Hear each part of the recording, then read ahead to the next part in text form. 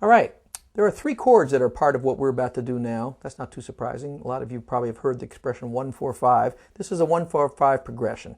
In fact, deep river blues and almost all blues are basically 1-4s and 5s in some way or other. What are we talking about that? By that? Well, we mean that in the key of E, we have E chords and specific E7s often.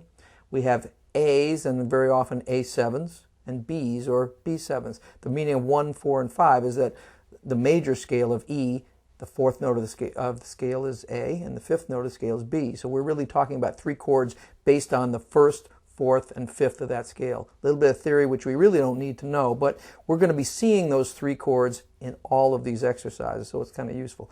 The chords really are very simple. Everybody knows them. Here's E, and the little trimming that we're doing here is putting in the C sharp on the second string, second fret. It's technically the sixth note of the scale of E, and that's why this chord is called E6.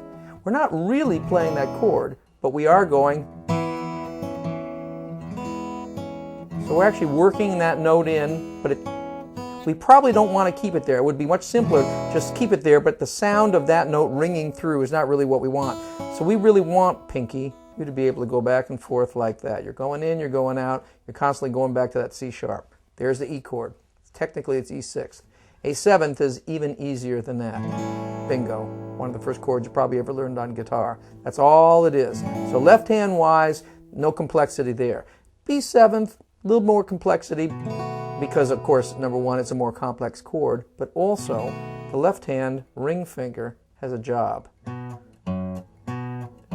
This is a B7th. Want to get technical, this chord would get called B7th over F sharp. Which one are you playing? Both. Because that note is going back and forth. As soon as we put a bass line in place, ring finger, you're going to have to hop back and forth between those two.